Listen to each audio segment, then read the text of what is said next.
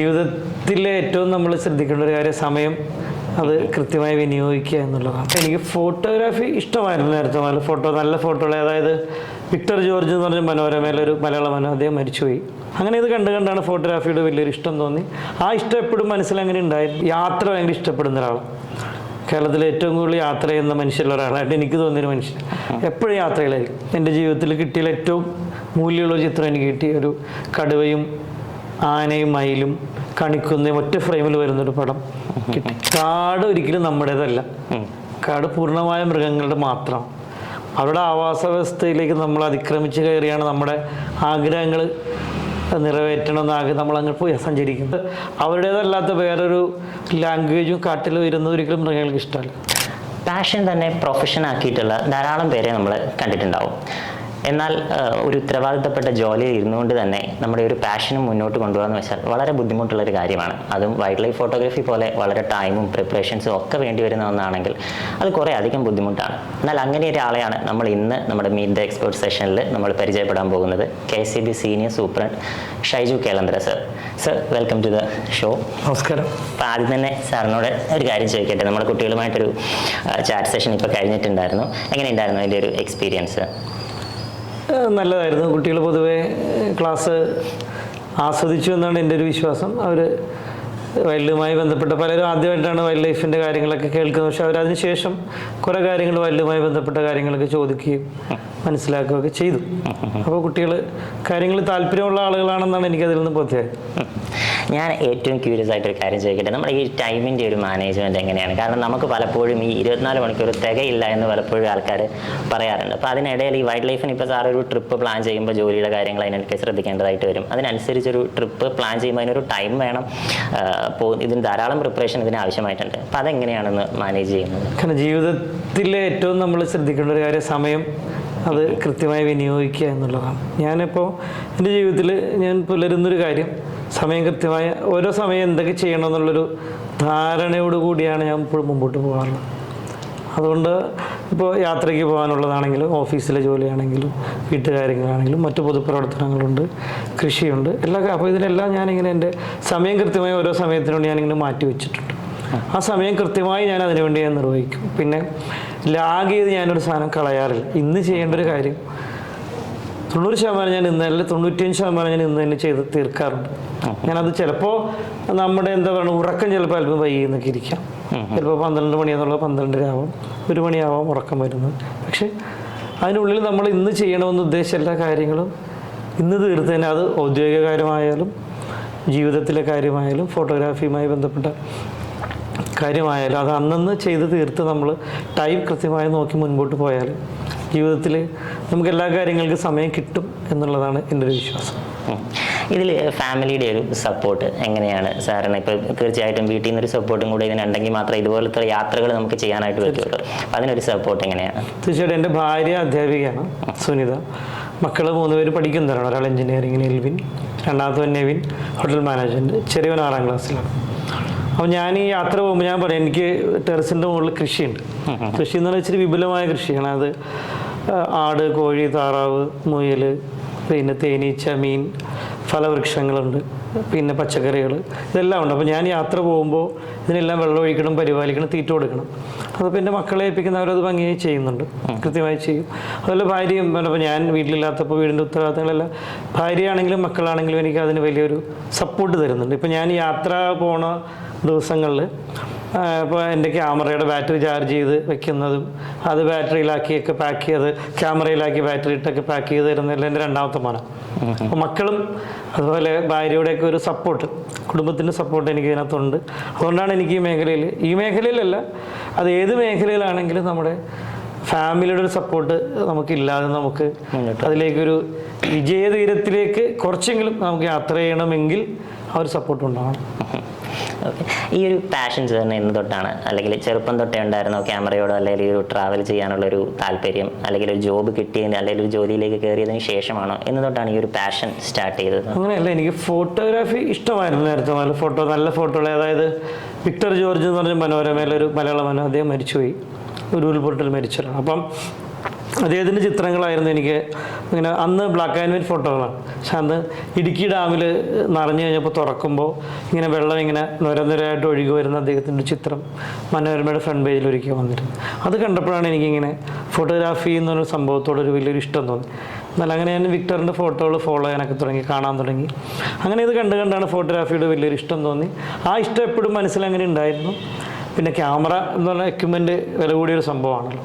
അതിനുശേഷം ജോലിയൊക്കെ കിട്ടി കുറച്ച് നാളുകൾ കഴിഞ്ഞപ്പോഴാണ് ആദ്യം ഒരു ക്യാമറ വാങ്ങാം. അങ്ങനെയാണ് ഒരു ക്യാമറ വാങ്ങിയെങ്കിലും ഒരു വൈൽഡ് എന്ന രീതിയിലേക്ക് ഞാൻ എപ്പോഴും പോയിട്ടുണ്ട്. ഞാനിപ്പോൾ കണ്ടക്കടവ് കണ്ണമാലിലൊക്കെ പോയിട്ട് പക്ഷികളുടെ പടങ്ങൾ എടുത്തുകൊണ്ടിരുന്നത് അങ്ങനെയാണ് ഞാൻ.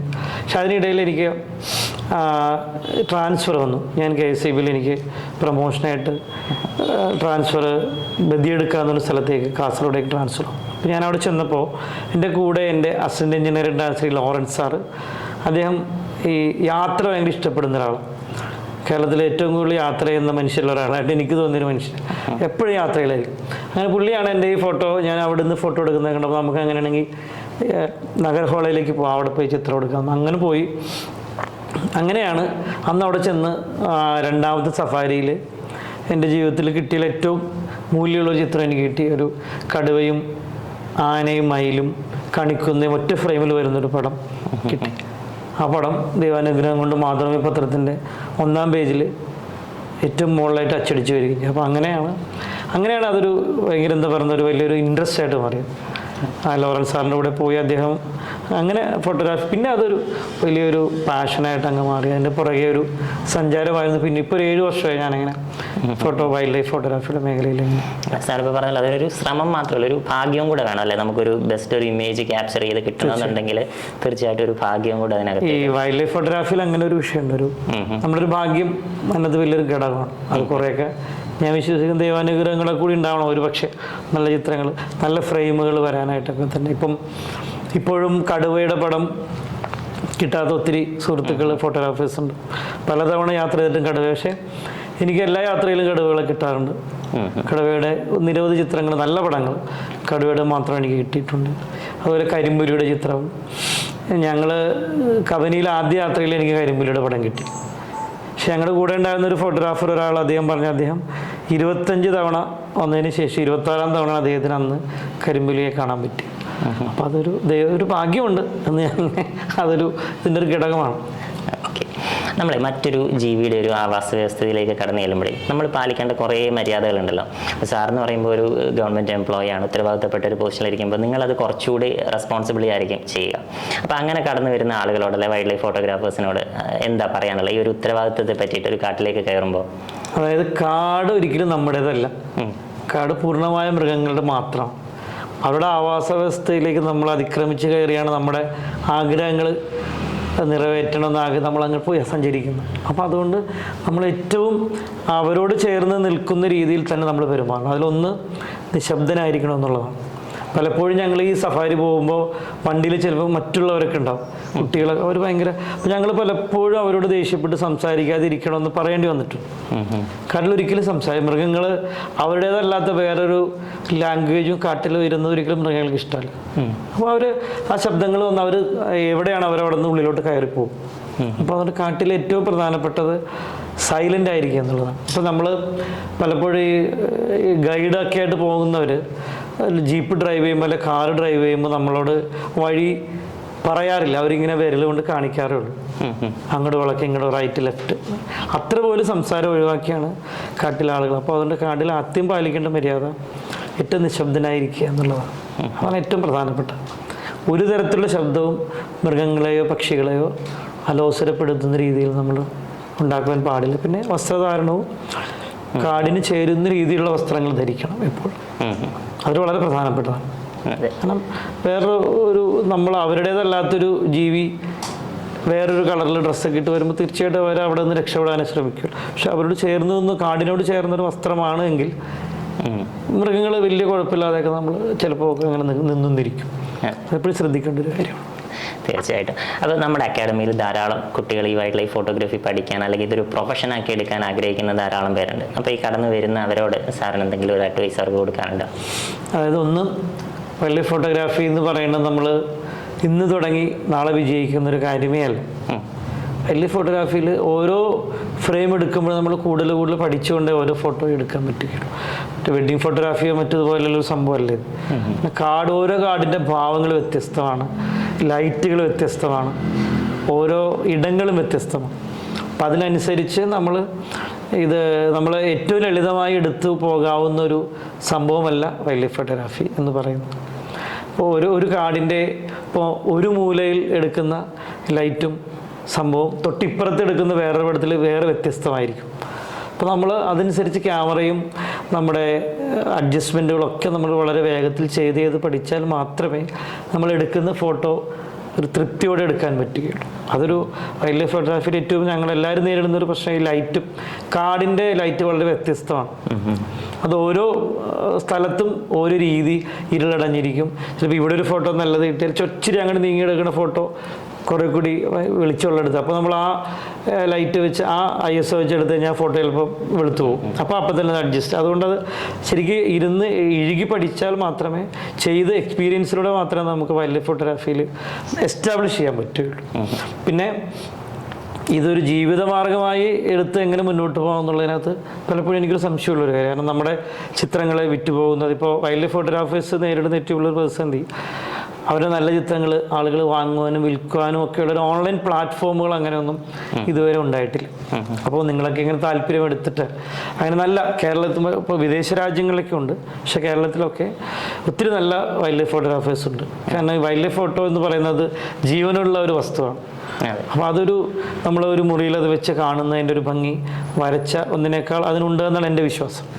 അപ്പോൾ അതുകൊണ്ട് അങ്ങനെ ഒരു ഓൺലൈൻ പ്ലാറ്റ്ഫോമുകളൊക്കെ ഒന്നുകൂടി സജീവമായി നല്ല വൈൽഡ് ലൈഫ് ചിത്രങ്ങൾ അതിലിട്ട് വിറ്റുപോകുന്നൊരു സാഹചര്യം വന്നാൽ വൈൽഡ് ലൈഫ് ഫോട്ടോഗ്രാഫി നല്ലൊരു ജീവിതമാർഗം കൂടിയായി മാറും. അതെ, തീർച്ചയായും ഭാവിയിൽ അങ്ങനെ കൂടെ ഉണ്ടാകട്ടെ. അപ്പോൾ സാറിനോട് ചോദിക്കാനുള്ള ഒരു കാര്യം, നമുക്കൊരു ഡ്രീം ജേണി അല്ലെങ്കിൽ ഒരു ഡ്രീം ക്യാമറ അങ്ങനെ എന്തെങ്കിലും ഉണ്ടോ? ഒരു കുഴപ്പം, ക്യാമറ എന്നും അപ്ഡേറ്റഡ് ആണ്. അപ്പോൾ അതുകൊണ്ട് നമ്മളിങ്ങനെ ക്യാമറ മാറാൻ നിന്നാൽ അതിന് മാത്രമേ. അപ്പോൾ അതുകൊണ്ട് ഞാൻ ഇപ്പോൾ വാങ്ങിയിരിക്കുന്നത് എൻ്റെ ഇപ്പോൾ 5 വർഷം മുമ്പുള്ള അതേ ക്യാമറ തന്നെ ഇപ്പോഴും 7500 ബോഡി 200-500 ലെൻസും നിൽക്കേണ്ട. അതാണ് ഞാൻ ഇപ്പോൾ മിറർലെസ് ഒക്കെ വന്നിട്ടുണ്ട് എങ്കിലും ഞാനതിലിങ്ങനെ സംതൃപ്തനായി മുമ്പോട്ട് പോവുകയാണ്. പക്ഷേ ജേണികളാണ് നമ്മുടെ ഡ്രീം എന്ന് പറഞ്ഞത്. യാത്രകൾ നമ്മുടെ ഡ്രീമാണ്. ഇപ്പോൾ ഇന്ത്യയിൽ തന്നെ ഇനി സഞ്ചരിക്കാൻ ഒത്തിരി സ്ഥലം, ജിം കോർബറ്റ്, ഏറ്റവും കൂടുതൽ കടുവകളുള്ള സ്ഥലങ്ങളൊന്നുള്ള ജിം കോർബറ്റ്, തഡോബ, അവിടെയൊക്കെ പോകാൻ ആഗ്രഹങ്ങളുണ്ട്, പോയിട്ടില്ലേ.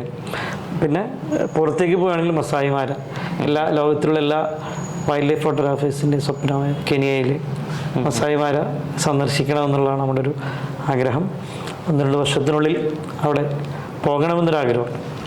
തീർച്ചയായിട്ടും യാത്രകളൊക്കെ എത്രയും വേഗം സഫലമാകട്ടെ, കൂടുതൽ പിക്ചേഴ്സ് ക്യാപ്ചർ ചെയ്യാൻ സാധിക്കട്ടെ, അത് കാണാനും ആസ്വദിക്കാനുള്ള ഭാഗ്യം ഞങ്ങൾക്ക് ഉണ്ടാകട്ടെ. അപ്പോൾ സാറിൻ്റെ ഒരു ടൈം നമുക്ക് വേണ്ടി ഇവിടെ സ്പെൻഡ് ചെയ്തതിന് ഒരുപാട് നന്ദി. കുട്ടികളുമായിട്ട് സമയം ചെലവഴിച്ചതിന് വളരെയധികം പിക്സൽ ടൂൺസ് അക്കാദമിയുടെ ഭാഗത്തു നിന്നുള്ളൊരു നന്ദി കൂടെ ഈ അവസരത്തിൽ അറിയിക്കുകയാണ്. Thank you so much sir. Thank you Pixel ടൂൺസ്.